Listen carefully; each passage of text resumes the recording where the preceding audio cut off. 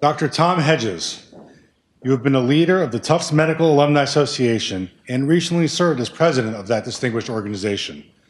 Your desire to help others as a physician and as a humanitarian is evident in your frequent visits to Guatemala and Cuba.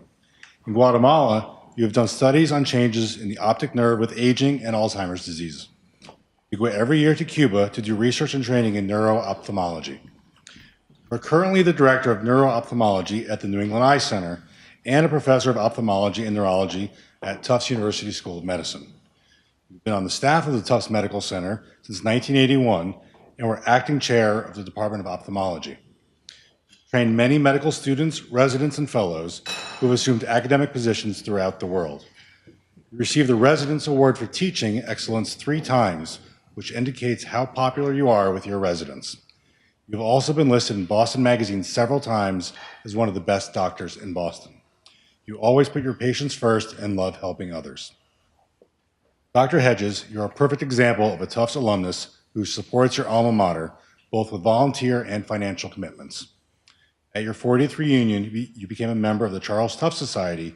You have also been a member of the M Club for several great institutions. Additionally, you've won several academic awards and have written more than 100 publications. In summary, Dr. Hedges, you are deserving of this Distinguished Service Award because of your service to Tufts and to your community. You said to Carolyn Kroll, a longtime friend and member of our committee, "I have given my heart and soul to Tufts. I love Tufts."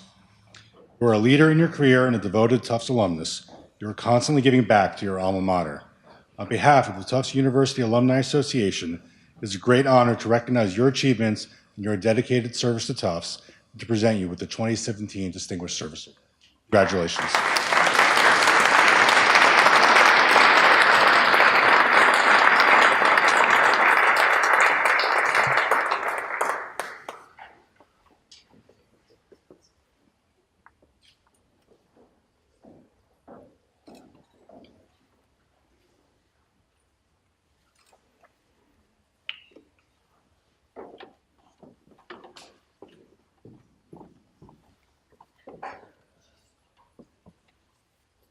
So thank you very, very much for this. I especially want to thank Carolyn Kroll for nominating me for this. I was trying to be cool with my notes on my, but I can't find my talk. So I guess I am older, getting the senior award tonight. You know, growing up in South Jersey, the wilds of New Jersey, as was said before, not far from Camden, now one of the most depressed cities in the country. I was fortunate, I was privileged. I was very active in my church as a youngster. I attended a Quaker school, and I hope I have assumed some of the values that I was taught at that time. And I was fortunate to have parents who, as academics, were able to take me around the world. But I was very fortunate to find Tufts and attend medical school at Tufts. I have to say, however, that my memories of that time aren't as warm and fuzzy as what you've heard from those who attended the Hill. We were down in Chinatown, and it was pretty tough. You know, we were taught by intimidation and humiliation in those days, the old medical method. But there was something special about Tufts that I think I had. I then went off to other institutions and was fortunate to be called to come back, and I took the job of my former professor. And in 1981, I started at Tufts, and I think my love for Tufts grew little by little over the years, especially as I watched the medical school really blossom and, of course, gain better facilities. Where we were was pretty raunchy. But now I think we can be so proud that we have one of the very best medical schools in the country with terrific students. And I'm so fortunate to be able to teach those students and it just goes on and on.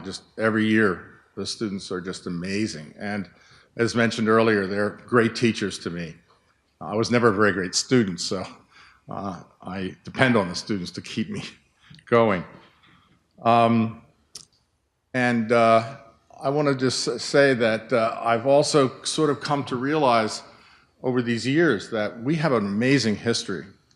Tufts Medical School and the Medical Center are founded on the principles, I think, of the Boston Dispensary, which was the first medical institution here in New England, at that time only one of 3 in the country.